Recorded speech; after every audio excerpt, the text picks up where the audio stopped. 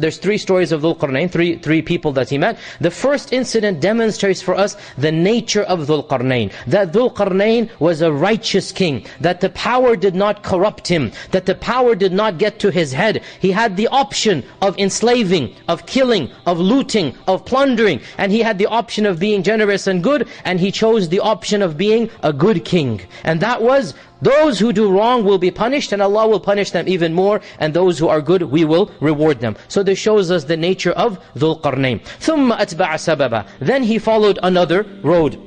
حَتَّى إِذَا بَلَغَ مَطْلِعَ الشَّمْسِ. Now he found the sun rising. So this is some land in the east. He found the sun rising. وَوَجَدَهَا تَطْلُعُ عَلَى قَوْمٍ لَمْ نَجْعَلْ لَهُم مِّن دُونِهَا سِتْرًا. He found that this group had nothing to protect them from the sun.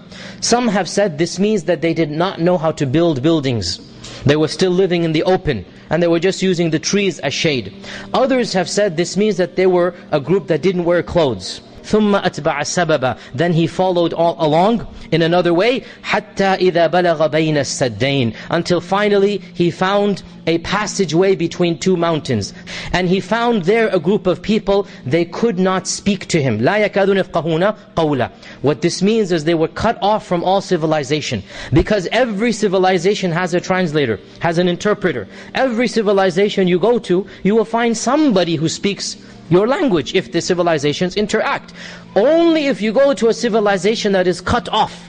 If you go to, they just discovered a tribe in the jungles of Brazil, right? There's not going to be any translator for the language of that tribe. So Allah is indicating that Dhul Qarnain went to a far away land, cut off from human civilization, cut off from contact with other groups of human beings. They couldn't even communicate. And this is the height of being cut off from other civilizations. So they communicated through other than speech.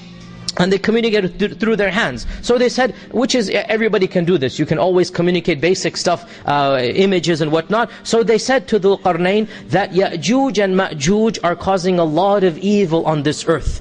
So this means that this tribe and Ya'juj and Ma'juj were interacting with one another. And Ya'juj and Ma'juj, some have said, were related to this tribe. So, Ya'juj and Ma'juj are causing evil. They are plundering, they are killing us, they're raping, they're causing our damage, they're causing much evil in the land. So, if we pay you, you are such a mighty king, you have this vast army, you clearly are from a superior civilization, you seem to be a good man because you're so nice to us. Take this money and protect us from Ya'juj and Ma'juj. Can you build a wall between us and them? They come through this valley, build a wall. نَجْعَلَ بَيْنَنَا وَبَيْنَهُمْ سَدًّا. And a sadd is like a barrier, a dam. So Dhul Qarnain says, قَالَ مَا مَكَّنِّي فِيهِ رَبِّي خَيْرٌ. Whatever Allah has given me is better than your money. I don't need your money. I don't need your money. I will do it fi sabilillahi ta'ala. I will do it for the sake of Allah subhanahu wa ta'ala. But what I need from you, فَأَعِنُونِي بِقُوَّةٍ. You help me with your manpower. You come and work with my army. فَأَعِنُونِي بِقُوَّةٍ أَجْعَلْ بَيْنَكُمْ وَبَيْنَهُمْ رَدَمًا. I will make a radam. Now in Arabic, the word radam is very similar to sadd, but radam is a more fortified sadd. So look, they asked for, build a sadd between us and them.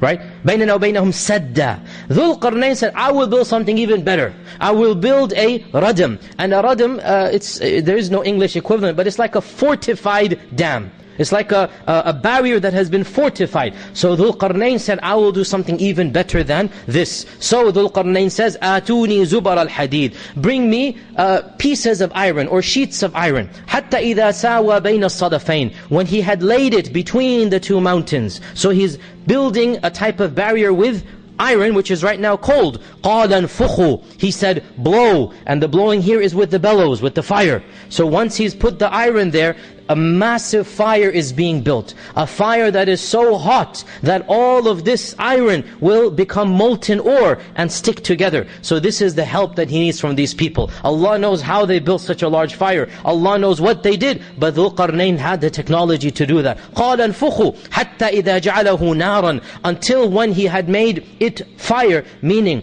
when he had made the iron as hot as fire. Until the iron had become so hot it becomes ore. قَالَ آتُونِي أُفْرِغْ عَلَيْهِ قِطْرًا. He said, now bring me qitr, and qitr is molten copper. So the radam that he built, it is composed of iron and copper. It is composed of iron and copper, and it was so massive that it is between two mountains. So apparently the people of Ya'juj and Ma'juj were trapped inside an area where they had no escape out of. And Allah says in the Qur'an, فَمَا اسْطَاعُوا أَنْ يَظْهَرُوهُ وَمَا اسْتَطَاعُوا لَهُ نَقُبًا.